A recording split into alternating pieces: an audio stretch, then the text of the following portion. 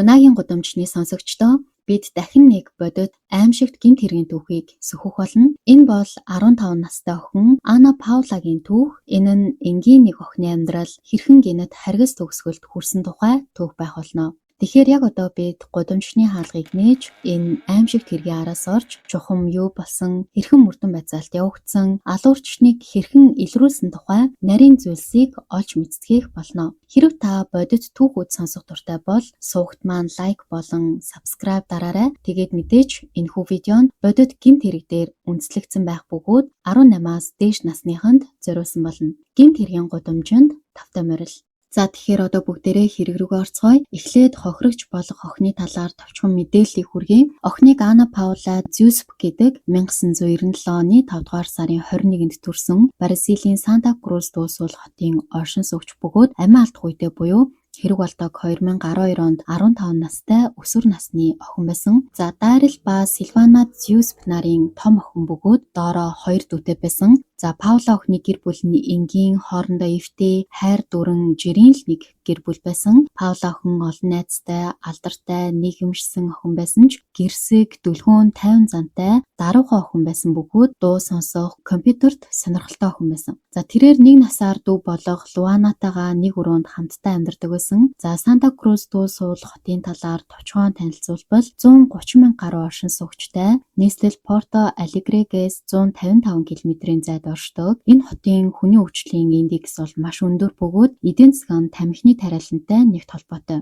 За тэр ч утгаараа дэлхийн тамхины нийслэл хэмээн нэрлэгддэг ийм хот юм байна. Philip Morris болон Souza Cruz зэрэг томоохон тамхины компаниуд үйл ажиллагаа явуулдаг бөгөөд эдгээр компаниуд нь орон нутгийнхаа эдийн засагт чухал үүрэг гүйцэтгэдэг юм байна. Аялал жуулчлал хөгжсөн, амьдрахад тайван, хүүхэд өсгөхөд аюулгүй гэж тооцогддог газар байжээ. За гэвч энэ аюулгүй байдлын тухай ойлголт нь 2012 оны 12 дугаар сарын 14-ний Баасан гарагт харамсалтай нь өөрчлөгдсөн. За охиныг цаашдаа хэлэхэд амар байх үднээс Паула гэд дуудаад явжээ. Хэрэг гардаг орой буюу 12 дугаар сарын 14-ний Баасан гарагийн 20 цаг 45 минутын орчимд Паула гэрээсээ гарахдаа ээж авдаа найзынхаа гэрт очлоо гэж хэлээд гэрээсээ гарсан. За гэвч анх очих гэж байсан тэр найз нь тухайн үед гэртээ байхгүй, хотоос гараад явчихсан байсан учраас Паула нэг хороонд амьдардаг гэрийнхээ ойролцоо байх Кельвин Саурас гэх 16 настай найзтайгаа мессеж бичээлцэж тэр найзынхаа гэрлөө очмогцоо хамтдаа Германы цагаачдын дурсгалд хөшөөний цэцэрлэгт хүрээлэн рүү явхаар болсон байсан. За энэ бол залуусын цуглардаг газар байсан. Гэвч Паула Кельвиний гэрт огт очоогүй, найз нь хэд хэд удаа залгсан боловч уцаач аваагүй. Тэгээд Кельвин найзтайгаа хамт түүнийг байшингуудын голоор зам дагуу хайж хамтдаа очихоор болсон нөгөө дурсгалд хөшөөтэй газартаа хүртэл хайж очсон ч түүнийг олж чадаагүй. За Кельвин мэдүүлэг өгөхдөө би түүнд орой 11 цагт манайх руу ирээрэй гэж хэлсэн. Тэр надад орой босон үед гарах нь аюултай гэж хэлжсэн. Би түүнийг тухайн үед гэрээсээ эрт гарсныг мэдээгүй байсан гэж мэдүүлсэн байгаа. За хожим нь мөрдөн байцаалтын явцад тэдний хоорондын бичигдсэн мессежүүд ил болж Паула тухайн үед үнэхээр найзындаа очих гэж байсан нь батлагдсан ч тэр найзындаа огт очоогүй. Тэгээд тэр мөчөөс хойш ор сураггүй алга болсон. Маргааш өглөө нь бэм гарагт түүний эцэг эх нь алга болсон тухай цагдаад бүртгүүлж цагдаагийн нэрэл хайгуул аль биесээр эхэлсэн байдаг. Охин алга болсны маргааш буюу 12 дугаар сарын 15-ны өдөр цагдаа нар болон туслах ажилтнууд оролцож охины сүүлд очих магадлалтай газар болох ойр орчмын мод, бут, хаттай газар гэх мэт байж болох бүхий л газруудыг шалгасан. Гэвч цохооноос шидэгдсэн охины бие мод, бут, хатанд тэглээд газар дунаагүй байсан учраас харамсалтай нь эхний өдрөө тэд олж чадаагүй. Энэ нь олон хүнийг магадгүй охин амьд байгаа эсвэл хулгайлагдсан байж магадгүй гэж бодоход хүргэсэн. Үүний дараа дахин 2 дахь хайлтыг 3 оны дараа буюу 12 дугаар сарын 17-нд үргэлжлүүлэн хайсан. Энэ удаад мөрдөн байцаагч, цагдаа, шинжээч, гэрчнэр бүгдээрээ хамтран ажилласан. Тэд өмнөх хайлтаар орхигдсон бүх газрыг дахин наривчлан шалгаснаас гадна охины гар утасны сүүлчийн байршил заасан тохиог ашиглан мөн гэрчүүдийн мэдүүлэгт үндэслэж охины хаана явсныг тодруулан газар зүүн байрлалыг нь тогтоож наривчлан хайсны үр дүнд үнэрч нохтын ачаар харамсалтайгаар амиа алдсан охины зохицыг 3 хоногийн дараа буюу даваа гарагийн үдээс хойш Парке до Круз гэх газраас олсон. Цагдаагийн дүгнэлтээр цогцоос анх хадан цохоноос унахдаа шууд газар дундалгүй харин хүний нүдэнд өртгөөргүй уулын налуу ургамал эсвэл чулууны завсар тэглэж үлдсэн байх магадлалтай бөгөөд дараа нь их бороо орсноос болж охины цогцос доош гулсаж газар дунсан хойно нь үнэрч нохот түүнийг олсон гэж үздэг. Шүүх эмнэлгийн шинжилгээний дүгнэлтээр Паула охин согтууруулахундаа хэрэгэлсэн байсан ба бие дээр нь бэлгийн хүчирхийллийн шинжтэй шарга мөн олон удаагийн гэмтлээс үүдэлтэй цус алдалтаас болж нас барсан гэж гарсан. Мөн түүнийг 40 метрийн өндрөөс унсан байсныг шинжээчид тогтоосон. Зарим их сурвалжид түүнийг 40 м, заримд нь 50 метрийн өндрөөс унсан гэсэн бага зэрэг зөрүүтэй мэдээллүүд байсан. За мэдээж аав ээж нь охиноо нас барсан тухай мэдээд маш их цочролд орсон. Хэрэг гарсны дараа маш олон үнэн худал, цуурхал мэдээллүүд ихээр гарсан ч түүний аав ээж цагдаагийн аль бие усны мэдээлэлд итгэж хэрэгтнийг ил болж баригдахыг хүлээж байсан. Ядаж аав ээжд нь тэр гээд хэлчих с ิจ гтэй итгээд ч олдоогүй. Учир нь охинд асуудалтай харилцаа, найз залуу, муудалцсан болон үс сансан гэх мэт ямар ч сэжиглэх хүн бол байгаагүй. Гэвч мөрдөн шалгаалт гүнзгийрхийн хэрээр нэгээрч зогсохгүй хэд хэдэн сэжигтэн этгээдүүд гарч ирсэн. Гисэн хідээж мөрдөн байцаалтын үед нэрийг нь зарлаагүй хэрэг нууц байдлаар үргэлжилсэн бөгөөд цагдаа нар Паулагийн алга болсон өдөр Паулаг харсан эсвэл ярилцсан хүмүүсийн гэрчийн мэдүүлгүүдийг цуглуулж эхэлсэн. Мөн энэ хэрэгт чухал үүрэгтэй нэгэн баримт болгох түүний гар утас алга болсон явдал нь мөрдөгчдөд с ิจ гтэй санагдаж шүүхээс зөвшөөрөл хүсч Паулагийн утасны мэдээллийг шалгах хүсэлт гаргаж түүний яриа, мессеж, байршлын мэдээллийг шалгах боломжтой болсон. Мөрдөн байцаалд тэр даруй эхэлсэн чихний хэдэн сар ямар ч үр дүн гараагүй. Хаана, хэн, яагаад ийм хэрэг хийсэн нь огт тодорхойгүй байсан. Тиймээс Эрлийн баг хэд хэдэн удаа хэрэг болсон газарт дахин шалгалт хийж, гэрчийн мэдүүлэг авч, утасны холбоо, байршлын мэдээллийг шинжилсэн ч бас л тус болоогүй. Ингээд хэрэг гарснаас хойш бүтэн 1 жил өнгөрсний дараа буюу 2013 онд мөрдөгчд анхны том сэжүүрийг олсон. Тэр нь Паулагийн хөрш залуу болох Дэвид да Силва Феррера гэх залуу байсан. Цаашдаа ойлгомжтой байх үүднээс хэрэгтэнг Дэвид гэд явжээ. Түүнийг тухайн хөршүүд нь автомашины засварчин хийдэг ойр орчмын хүмүүстэйгээ таарамжгүй, ууртай, түрэмгий, харилцааны асуудалтай хүн гэж ярьцгааж байсан. Дэвид өмнө нь ч хуулийн байгууллагад удаа дараа дуудагдж байсан бөгөөд айлган сүрдүүлэлт, хүчирхийлэл, хулгай зэрэг нийт 17 нээлттэй хэрэгт холбогдож байсан этгээд байсан. За тухайн үед гэмт хэргийн мөрдөн шалгах газрын дарга цагдаагийн ахлах мөрдөгч Марио Вагнер Санта Крузийн цагдаагийн хэлтсийн явуулж байсан мөрдөн шалгалтыг өөрийн биеэр хянаж байсан. Хэдийгээр хэргийн үйл явц удаашралтай санагдаж байсан ч шинжилгээний үйл явцын тасралтгүй үргэлжилсэн лабораторийн үр дүнд сэжигтнийг нарийн тодорхойлох үндэс болж чадсан. За доктор Вагнер хэлэхдээ нотлох баримт цуглуулах ажлыг цаг хугацаатай уралдаж маш түргэн шуурхай хийсэн. Учир нь цогцыг 3 хоногийн дараа олсон нь мөрдөн байцаах ажиллагаанд ихээхэн хүндрэл учруулж нотлохоо устгах аюултай байсан гэж мэдэгдсэн.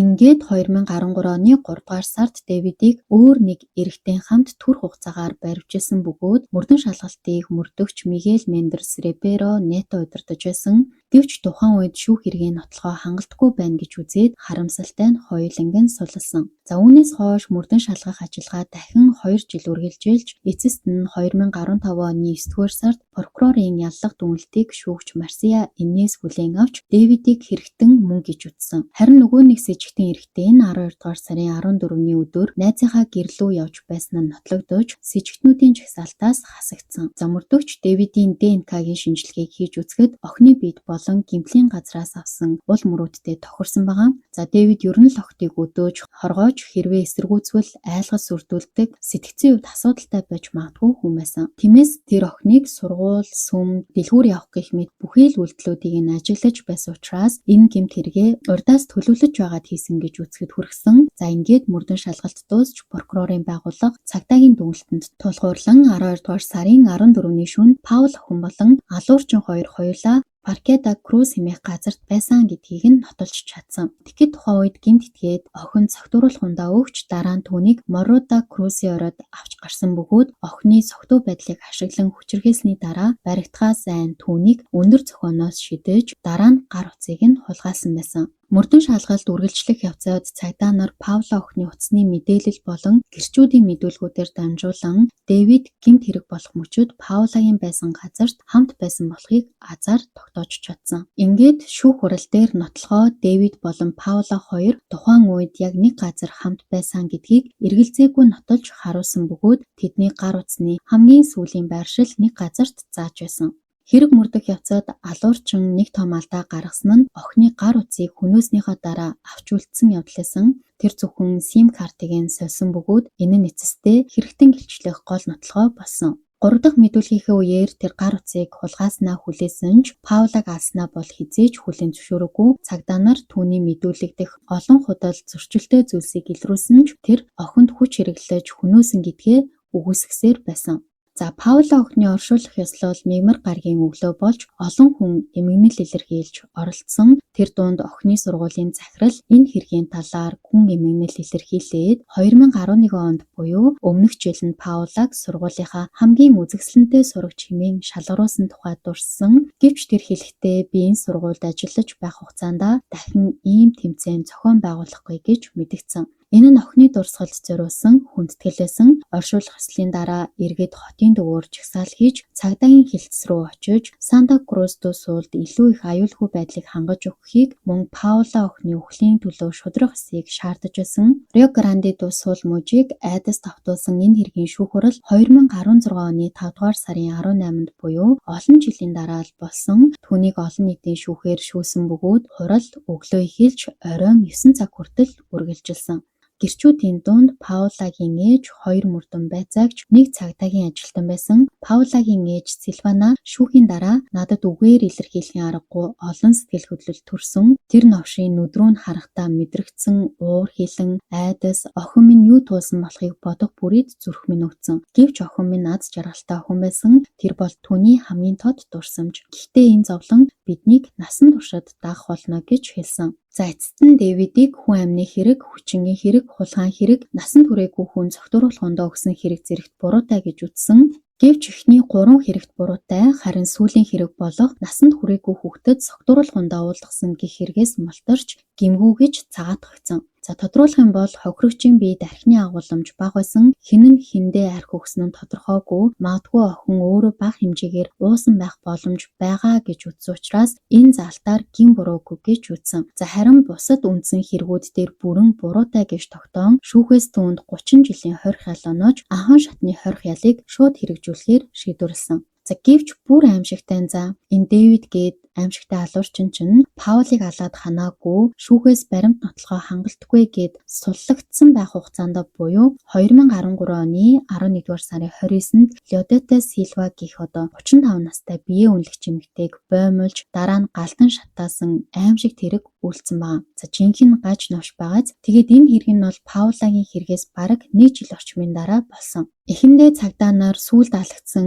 энэ эмэгтэй алуурчны сэжигтнэр хохирогчтой хамт баярд оролцсон нэг эрэг гэж сэжиглэжсэн боловч түүний найз бүсгүй нь тухайн өдөр өглөөний 5 цагт хамт байсан гэж мэдүүлснээр мөрдөн байцаалт өөр чиглэлд иргсэн байдаг. Гэтэл хяналтын камерын бичлэг дээр Леодетаг алга болох үед Дэвидийн машинтай маш адил машин явж байсан нь илэрсэн. Тэр машины бичиг баримт нь хуурамч байсан учраас цагдаа нар шалгахад Дэвидийн буруутай болох нь баттай болсон. Иймээс 2014 онд Дэвидийг баривчилж Собрадино мужийн 20 ангид хорьсон. Хохирогчийн ДНХ нь Дэвид ихтэй таарч түүний гэмт хэргийн газарт байсан нь батлагдсан. Цагдаа нар бид түүний ДНХ-гийн мэдээллийг өмнө нь Паулагийн хэрэгээр мэдэж байсан.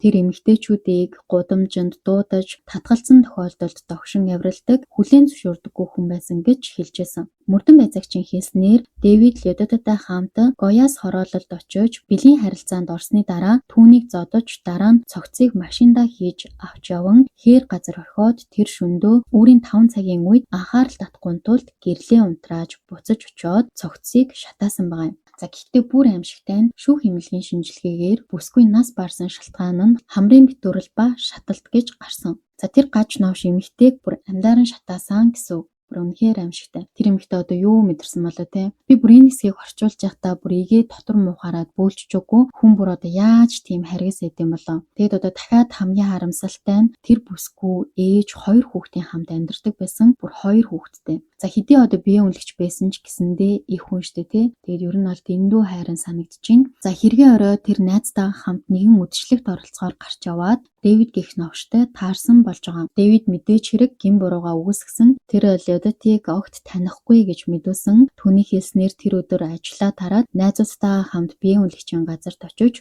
тэр бүсгүйг аваад аавдаа хүргэж өгөөд үүний дараа нэгэн үдшилтэд очсон. Тэнд нэг найз бүсгүйтэйгээ хамт байсан бөгөөд бүсгүй удалгүй ганцаараа гэртээ бутсан гэж худал мэдүүлсэн. За тэр энэ үйл явдлын дарааллыг тайлбарлан түүний машин зүгээр л тохиолдлоор хохирогчийн ойролцоо байсан гэж хэлсэн.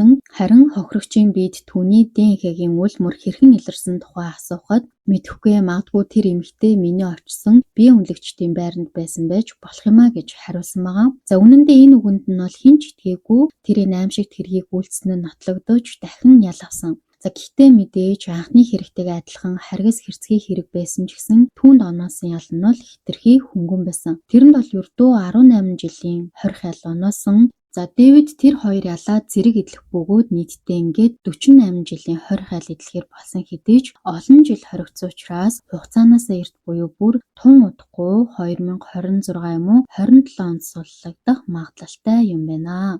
За ингээд энэ хүрээд миний энэ хэрэгтэй холбоотой цуглуулсан бүх мэдээлэл маань дуусчихин. Тэгээд ийм гаж новшийг одоо насаар нь суулгачихгүй. Тэгээд нийгэмд гараад дахиад одоо хүн алах нь бол бараг л тодорхой байх. Надад бол одоо бүр хэлэх ч болтгүй байна. Угаасаа одоо нэг сайко гар гэхээс өөр одоо юу хэлэх вэ? За эцэст нь энэ гэмт хэрэгтэн хийсэн муу бүхнийхээ төлөө бүр тамд хүртэл хариуцлагаа өөрөх болтугай гэж бол хүсэж байна. Тааж бас энэ талаар өөрийн бодлоо илэрхийлэхийг хүсвэл сэтгэл бичих хэсгийг нээлттэй байгаа. За тэгээд үнэхээр харамсалтай хэрэгүүд байлаа. Хэрвээ цагдаа болон мөрдөн байцаагчид ийм нарийн ажиллаагүй түүнийг цаг тухайд нь бариагүй байсан бол бүр одоо 2 байтугай охид бүсгүйчүүд энэ новшийн одоо цолиос болох байсан баха. За тэгээд одоо энэ харгас гаж новшоос олж одоо дөнгөж 15 настай маш одоо бүр сургуулийнхаа бүр хамгийн үзэсгэлэнтэй охиноор тодорж исэн гэрэлтэй ирээдүйтэй байсан. Эгэл даруух ох ингээд харамсалтай байдлаар нас барсан байна. Дараа нь одоо хэдий биеэ үнэлж байсан ч гэсэн одоо 2-2 хүүхдийн ээж хүн ингээд тэр новшийн гарт ингээд амиа алдсан юм харамсалтай хэрэгүүд байна.